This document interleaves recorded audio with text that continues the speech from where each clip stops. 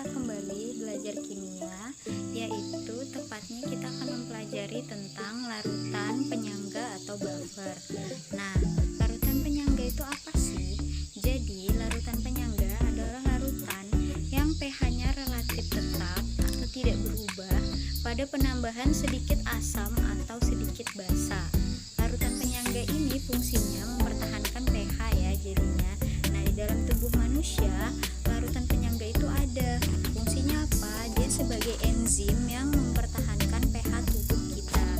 Kemudian, larutan penyangga itu terbagi menjadi dua, yaitu penyangga asam dan penyangga basa. Untuk penyangga asam sendiri itu terdiri dari asam lemah dan basa konjugasinya. Basa konjugasinya itu disebut juga dengan garam. Nah, contoh, misalkan kita punya senyawa CH3COOH yaitu sebagai asam lemahnya dan CH3COO- sebagai basa konjugasi atau garam dari CH3COOH. Kemudian bagaimana cara membuat larutan penyangga? Nah, jadi cara membuatnya itu gampang. Tinggal kita campurkan aja langsung larutan asam lemah dengan basa konjugasinya. Kemudian bagaimana cara yang kedua? Cara yang kedua, mereaksikan asam lemah terlebih dahulu dengan basa kuat, di mana asam lemahnya jumlahnya harus lebih banyak daripada basa kuat, agar nanti yang bersisa itu asam lemahnya dan garamnya. Pada larutan penyangga asam terdapat kesetimbangan, yaitu Ha setimbang menjadi H+ dan amin. Kemudian NaA atau garamnya itu akan terionisasi menjadi Na+ dan amin. Nah, rumus kesetimbangan kimianya itu bisa dituliskan dengan Ka sama dengan H+, konsentrasi H+ dikali konsentrasi amin dibagi konsentrasi Ha.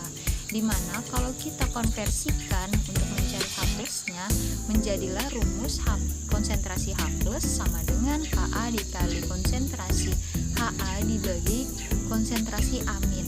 Nah, inilah asal muasal rumus untuk menentukan pH larutan penyangga dengan mengubah simbolnya atau rumusnya menjadi H+, konsentrasi H+ sama dengan Ka dikali konsentrasi asam yang tadi semula kita tuliskan dengan Ha dibagi dengan konsentrasi basa konjugasi yang sebelumnya kita tuliskan sebagai konsentrasi amin.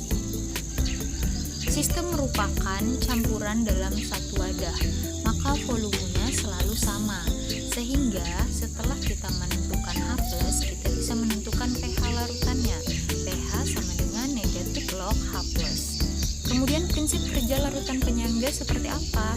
Yang pertama, untuk penyangga asam itu dia mengandung H+, mengandung Ha dan amin, dan dalam larutan tersebut terdapat kesetimbangan di mana Ha akan setimbang menjadi H+ ditambah amin. Nah, prinsipnya itu seperti ini. Jika larutan penyangga itu berada pada suatu larutan, kemudian larutannya ini ditambahkan sedikit asam, maka yang bereaksi kan di dalam larutan penyangga tadi ada Ha dan amin. Kalau dia ditambahkan sedikit asam, itu artinya ditambah H+. Nah, yang bereaksi pada larutan yang pertama ini, di gelas yang pertama adalah aminnya. Karena apa? Karena A itu bermuatan negatif. Jadi yang terikat dengan H+ dari asam kuat adalah yang positifnya. Jadi H+. Amin ketemu H+, menjadilah Ha. Sebaliknya, jika larutan penyangga kita ditambahkan basa, itu artinya ditambahkan OH-. Nah, di sini nggak mungkin kan OH- akan berikatan dengan amin, jadi dia akan berikatan dengan asam lemahnya. Jadi Ha ditambah OH- menjadi amin ditambah H2O. Inilah prinsip kerja dari larutan penyangga. Kemudian larutan penyangga basa. Di penyangga basa lemah, penyangga basa ini terdiri dari basa lemah dan asam konjugasinya atau B+.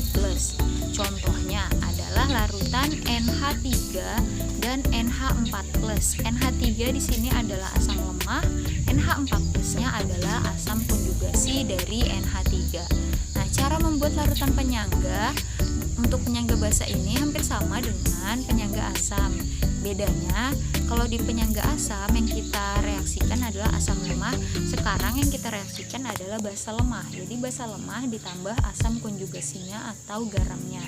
Kemudian cara kedua bisa kita reaksikan dengan asam kuat. Nah, jadi kuncinya larutan penyangga itu kita harus punya asam lemah atau basa lemah. Jadi yang berperan penting dalam larutan penyangga itu sendiri adalah senyawa asam dan basa yang bersifat lemah. Jadi kalau mau buat penyangga asam lemahnya harus kita tambahkan dengan basa kuat, tetapi jumlah basa kuatnya harus lebih sedikit. Nah, kalau di penyangga basa lemah itu harus kita reaksikan dengan asam kuat, dengan syarat asam kuatnya tadi jumlah konsentrasinya lebih sedikit, agar saat direaksikan yang bersisa adalah basa lemahnya. Nah, selanjutnya untuk menghitung pH larutan penyangga basa itu rumusnya sama seperti asam, cuma kita ganti aja namanya di sini. Kalau tadi kan konsentrasi H+, sekarang kita pakai konsentrasi OH-. Kemudian Ka-nya kita ubah jadi Kb, kemudian konsentrasi asam berubah jadi konsentrasi basa, dan di bawah ini adalah konsentrasi asam konjugasinya atau garamnya. Nah, setelah OH- itu kita cari rumus pOH, yaitu min log sama dengan min log konsentrasi OH-. Lalu pH-nya sama dengan 14 dikurang pH. Prinsip kerja untuk larutan penyangga hampir sama dengan prinsip kerja larutan asam, di mana kalau larutan penyangga basa saat ditambahkan asam kuat, maka basanya yang akan bereaksi atau BOH-nya. Kalau ditambahkan basa, maka yang bereaksi adalah asam konjugasinya atau garamnya. Seperti itulah prinsip kerja larutan penyangga.